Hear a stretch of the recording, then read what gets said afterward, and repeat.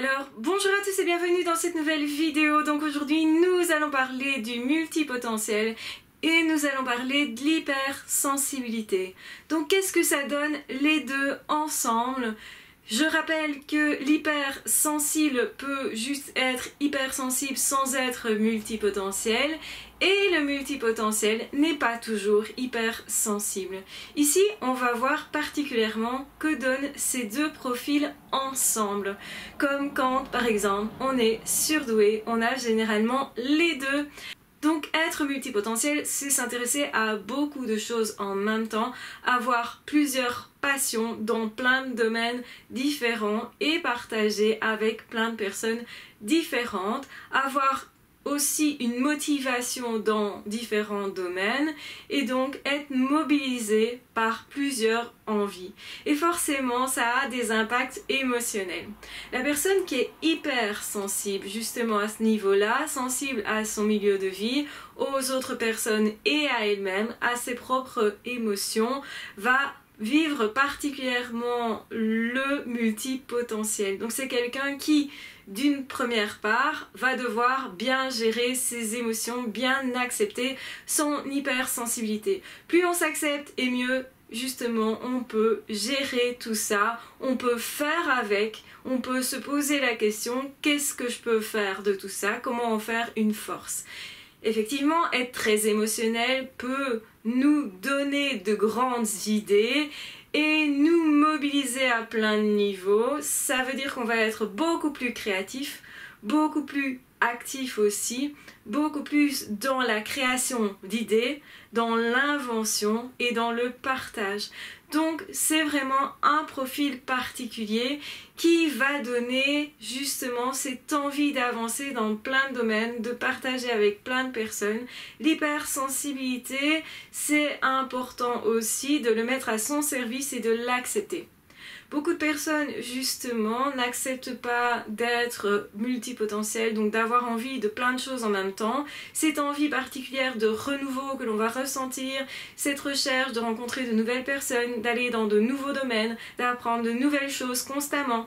Cette intelligence aussi qui peut se développer du fait de la passion et surtout quand la joie est là, quand en fait l'hypersensible vit des émotions qui sont porteuses, qui sont encourageantes et qui sont joyeuses justement, ça peut motiver la personne à apprendre davantage, ça va propulser la personne dans son œuvre, la faire avancer beaucoup plus vite. Mais attention, bien sûr, il y a un biais, celui de l'hyperactivité.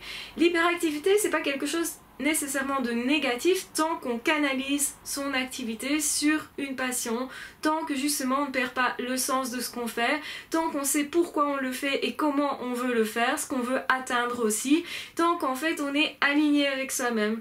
Plus effectivement nous avons beaucoup d'émotions et plus nous avons tendance à avoir beaucoup d'activités parce que beaucoup d'énergie justement qui peut venir de cette émotion, mais aussi de cet intérêt particulier pour plein de choses en même temps, et plus malheureusement on peut être hyper actif de la mauvaise façon, c'est-à-dire aller vers le burn-out, aller vers la perte de sens, vers une vie qui sera décousue au final, dans laquelle on n'arrive plus à rassembler les différentes passions, les différents domaines qui nous intéressent. Donc c'est quand on trouve un lien à travers tout ça, que l'on sait pourquoi on fait ça, qui l'on veut être, pourquoi en fait nous ressentons ce que nous ressentons, donc qu'est-ce qui nous porte en fait, et plus on se connaît bien et plus on va bien vivre cette hyper-émotivité conjointe à la multipotentialité. Et plus du coup on va pouvoir s'épanouir. Notre potentiel est multiple et on peut s'épanouir à plein de niveaux différents. Mais ça demande une certaine canalisation de son énergie, savoir quand je suis actif et quand je me repose, et aussi ne pas me blâmer pour mon fonctionnement, c'est hyper important. Ne pas non plus chercher à faire comme les autres, à suivre une recette particulière. Ne choisir et ne sélectionner que ce qui marche pour moi, c'est-à-dire aussi apprendre à fermer mes oreilles à tout ce qui fonctionne pour les autres mais qui n'est pas en accord avec moi, fermer mes oreilles au qu'en dira-t-on, aux doutes des autres et aussi parfois à leurs émotions que j'ai tendance à intégrer à mon expérience, et ça peut être du coup être tellement influencé par les autres. Donc ça, c'est un peu le côté négatif de l'hyper-émotivité. C'est tellement sensible aux autres qu'au final, on se laisse un peu bouffer par les autres, par les désirs, etc. Du coup, on a moins tendance à vivre sa propre vie, à s'écouter et à laisser parler qui nous sommes vraiment. Donc on va trop s'adapter, autrement dit, aux autres et aux situations. Et donc du coup aussi, on essaye de suivre ce que les autres nous disent de faire. Peut-être au départ d'ailleurs parce qu'on pense que ça peut être bien pour nous, et il y a des choses qui peuvent être bien pour nous, qui peuvent être suivies, tant que c'est en accord avec nous-mêmes. Donc quand on est multipotentiel, on est vraiment tellement passionné qu'on a cette envie de renouveau à certains moments qui sont périodiques. Il faut faire attention aussi à ce besoin-là de nouveauté, de renouveau. Donc c'est-à-dire avoir vraiment comme objectif de nous faire découvrir de nouvelles choses, de nouvelles passions, de nouvelles personnes, de nouvelles réactions éventuellement, de nouvelles expériences, de nouvelles choses en nous aussi, donc de nouvelles émotions. Et en fait, c'est en associant les deux que ça va être porteur. Donc comment je peux me servir de mes émotions positives est une piste pour être heureux, et comment je peux faire en sorte que mes émotions soient le plus positives possible. On le sait, plus on va travailler sur nos pensées, comment je me parle, comment je parle des événements, comment je parle de mon milieu par exemple, comment je parle de ma famille, comment je parle de moi, comment je me perçois. Donc mes mots sont importants, mes pensées sont importantes parce qu'elles sont à la base aussi de mon émotionnel. Elles provoquent des émotions, et ces émotions-là sont autant de messages qu'il va falloir traiter. Moins vous cherchez à traiter les infos qui vous parviennent, surtout quand elles viennent de vous, et plus vous allez vivre à côté de vous et à côté de votre vie, ce qui n'est pas source de bonheur en réalité. Donc plus vous êtes orienté vers quelque chose qui vous corresponde, même si c'est dans beaucoup d'activités, et moi je vous recommande justement de prendre conscience aussi qu'un hyperactif, il a besoin d'être hyperactif. Il a besoin d'être en activité. Donc quand il est trop passif, il peut aussi s'ennuyer, il peut aussi perdre son sens, il peut aussi se trouver malheureux à cause de ça. Et peut-être parce que le milieu l'empêche de justement bouger autant qu'il le voudrait ou se réaliser autant qu'il le voudrait. C'est plus se réaliser autant parce que ça a du sens. Et c'est toujours en lien avec notre émotionnel. Donc qu'est-ce qui se passe au fond de moi? Peut-être qu'au début, on pourra avoir envie de bouger parce qu'on veut échapper à quelque chose, à de la tristesse, à de la colère ou à une certaine lassitude. Et c'est ok, c'est une façon de faire. Mais ça peut être aussi parce qu'on a envie de créer des choses, parce qu'on a envie de changer le monde, parce qu'on a envie de changer sa vie, parce qu'on a envie de se changer soi, de se motiver soi, d'être dans le développement personnel, d'être dans du développement au niveau du sport, au niveau de son physique, de jouer à plein de niveaux avec la vie. Et quand je dis jouer, c'est la notion de plaisir. Cette notion de plaisir est importante parce que plus vos émotions vont être porteuses et plus vous aurez de l'énergie. Moins vous perdez de l'énergie à faire les choses en fait. Vous allez en récupérer en les faisant. Et c'est ça que vous devez rechercher quand vous êtes multipotentiel. C'est ne pas se brimer et s'empêcher de faire. Comprendre que notre besoin de faire est normal pour un multipotentiel. Comprendre aussi que quand on est hypersensible, en même temps, il va falloir aussi gérer tout ce qui se trame derrière les émotions. Donc on va vivre effectivement des événements, mais on va les vivre émotionnellement. Donc c'est super important de se dire je m'accorde le droit de ressentir ce que je ressens. Ce ne sont jamais que des messages que je m'envoie à moi-même, et si je m'arrête et que je comprends ce que je peux faire de ces émotions, la colère est une source d'énergie, la rage en est une, la tristesse peut être une énergie douce, une tentative aussi de se reconnecter à soi, un besoin de retrouver son sens, un besoin de s'autoriser à plus de choses. Donc en fonction de mes émotions, je vais comprendre comment je peux agir et comment je peux hyper agir, je dirais. Donc être dans l'hyperactivité. Donc c'est ce qui fait dire aux autres qu'on va être trop. Vous allez reconnaître ce qu'on dit généralement aux surdoués, qui sont à la fois hypersensibles et généralement multipotentiels, donc aussi en quête spirituelle, en quête intellectuelle. Et donc c'est prendre conscience des différentes parties de soi pour en faire quelque chose, pour composer avec et justement pour pouvoir s'offrir à soi la vie que l'on souhaite, les chances que l'on souhaite, mettre en place dans sa vie les expériences que l'on souhaiterait faire, même si ces expériences-là seront parfois positives, parfois pas tant que ça, mais on apprend des choses et on les apprend aussi émotionnellement. C'est hyper important de travailler avec ses émotions et de comprendre que c'est une forme d'intelligence que notre émotionnel. Il n'y a pas que l'intellect. Malheureusement, on est dans un monde qui donne tout pouvoir à l'intellect sans comprendre qu'en fait, nous, on a aussi des connaissances qui sont très intuitives et donc qui sont liées aussi à ce qui est émotionnel. Mais le moteur de l'être humain n'est pas l'intellect, n'est pas le raisonnement, c'est plutôt justement l'émotionnel. Il y a plein de fois où on fait des choses sans savoir pourquoi on les fait, mais on sait qu'on sent que c'est juste pour nous, qu'on sent qu'on doit le faire, tout simplement. Donc parfois, ça ne s'explique pas plus loin parce que c'est pas la même intelligence et donc arrêtons de nous juger ou de condamner certains types de raisonnements plutôt que d'autres. Si nous sommes multipotentiels, on a le droit de l'être. Si nous avons envie de bouger beaucoup et selon les autres dans tous les sens, eh bien nous avons le droit aussi.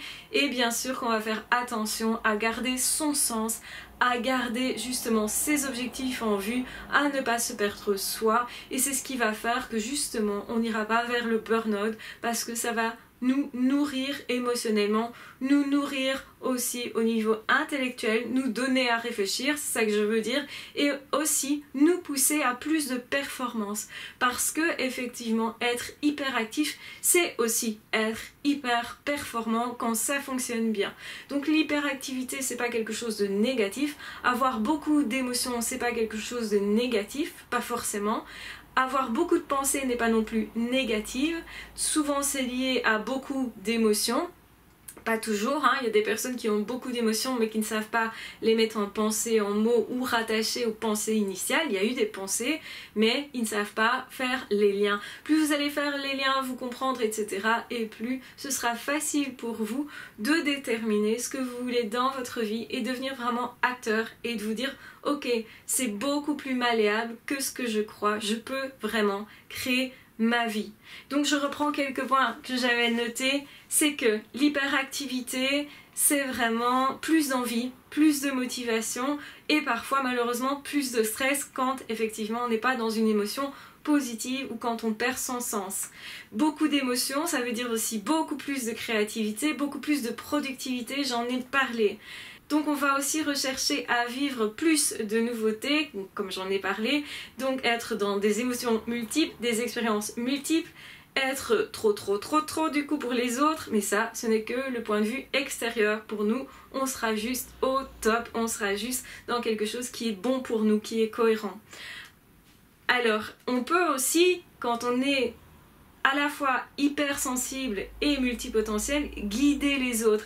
Et parfois malgré nous, et ça c'est important aussi de le savoir parce que c'est notre sensibilité qui va nous rattacher aux autres, qui va nous faire voir justement les besoins de chacun et ça peut être une force quand on veut mener une équipe, quand on veut devenir coach ou quand on veut aussi avoir plusieurs groupes d'amis très différents et avoir une action concrète dans chaque groupe. Donc ça c'est hyper important et en fait ça nous crée beaucoup d'actions mais beaucoup aussi de sens et du coup beaucoup de plaisir généralement et de bien-être. Alors aussi un autre petit biais serait qu'on peut avoir plusieurs vies, une double vie, triple vie, quadruple vie, etc. Au niveau de l'amitié, ça pose pas de problème. Ce qui peut poser un problème, c'est au niveau de l'amour, c'est qu'on pourrait tomber amoureux de plusieurs personnes en même temps parce qu'on est hypersensible. Généralement, les personnes hypersensibles sont plus facilement amoureux, sont plus facilement même en amitié. En fait, ils vivent plus intensément les choses, donc forcément qu'ils vibrent plus. Et donc, ils vont aussi plus facilement s'orienter vers des choses, vers des choix, vers des situations, vers des expériences qui ne sembleraient pas logiques à quelqu'un qui est à l'extérieur, à un point de vue extérieur. Ça veut pas dire que ça l'est pas, ça veut dire que c'est une intelligence qui est différente. Retenez bien ça et vous n'aurez plus ce souci de vous juger ou de vous culpabiliser ou de vous-même vous trouver bizarre parce que vous n'êtes pas bizarre, vous êtes juste différent. Donc il n'y a pas de problème avec ça.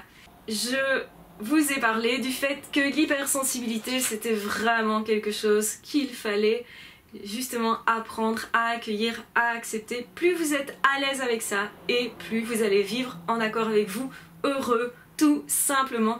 Et je rappelle que c'est une chaîne de bonheur, une chaîne où on se cherche mais aussi où on trouve des solutions, où on se trouve soit sur le chemin ou en tout cas on trouve des débuts de réponses, ce qui est déjà pas mal.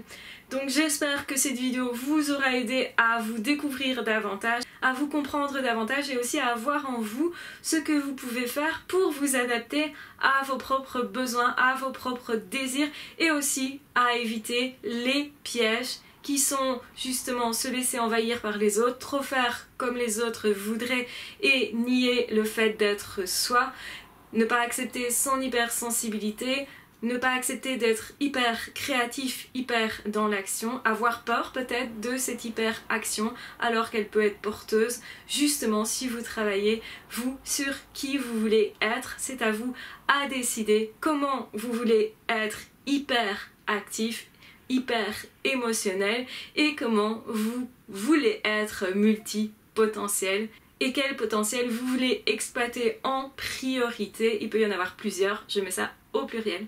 Voilà, je vous embrasse bien fort, je vous aime très fort, prenez bien soin de vous et de toute façon on se retrouve très vite dans d'autres audios ou dans d'autres vidéos. Ah, ciao, bye bye.